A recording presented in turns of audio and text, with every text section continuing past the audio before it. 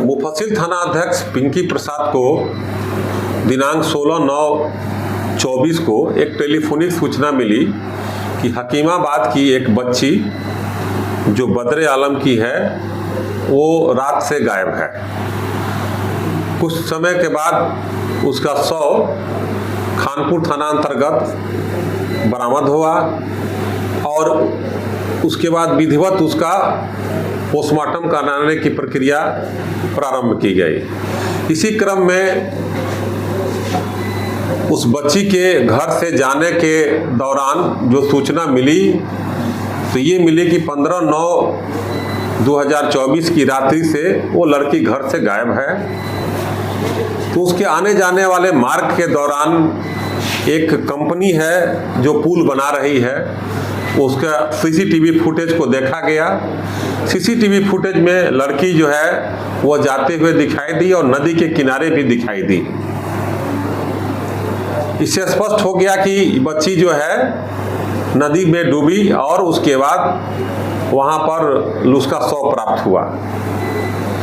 बच्ची के शरीर के पर कोई एक्सटर्नल इंजरी नहीं पाया गया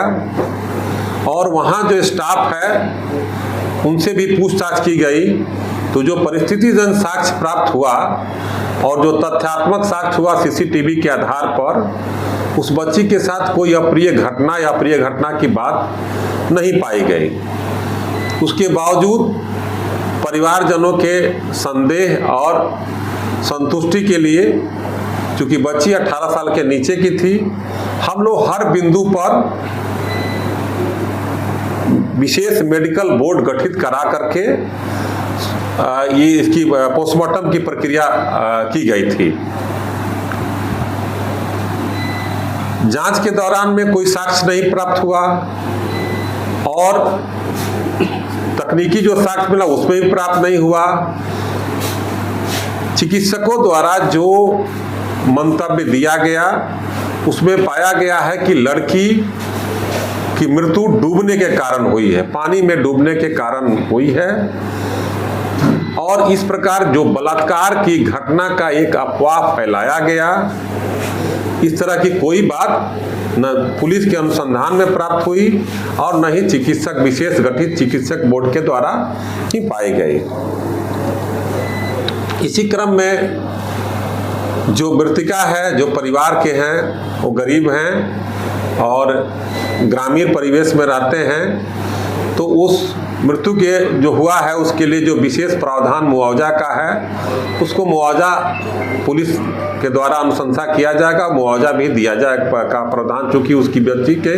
मृत्यु डूबने के कारण हुई है, उसके कारण हम लोग मुआवजा का प्रस्ताव भी देंगे। लेकिन इसी क्रम में जो गांव में पुलिस जब जांच करने गई और लोगों से, उनके परिजनों और लोगों से जब बात की तो मालूम चला कि इस बच्ची की मृत्यु को लेकर के और एक साजिश के तहत कुछ जनप्रतिनिधि और कुछ लोगों के द्वारा समस्तीपुर जिला में एक योजना के तहत पुलिस के विरुद्ध, प्रशासन के विरुद्ध और इस घटना को दूसरे रूप में बढ़ा चढ़ा करके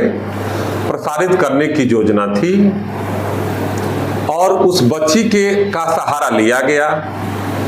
जबकि उसके गांव के लोग भी बताए कि उसमें जो मुख्य भूमिका अदा कर रहे थे उनका नाम पुलिस को बताए हैं और उनको चिन्हित किया गया है। इसी क्रम में पोस्टर और बैनर को लेकर के समस्तीपुर बाजार में भी और रोड जाम कल किया गया था और प्रयास किया गया था आम जनता को परेशान करने के लिए और एक ग्रुप के द्वारा बड़े स्तर पर एक योजना थी आम जनता को परेशान करना और समस्तीपुर जिला को इस कारण जो है एक भ्रामक प्रचार करके, अफवाह प्रचार ला करके आम जनता को और समस्तीपुर की जनता को एक न्यूज के माध्यम से इसको फैलाया गया ताकि इसमें एक अफवाह फैले और अफवाह फैला के प्रशासन और यहाँ पुलिस के तथा शहर में अस्त व्यस्तता और विधि व्यवस्था की समस्या उत्पन्न करने की योजना थी। उसके परिवारजन और उसके गांव में जिस व्यक्ति को बताया गया है उनको भी चिन्हित किया गया है और उनके सोशल मीडिया और उनके फेसबुक के माध्यम से भी जो दुष्प्रचार और अफवाह फैलाया गया है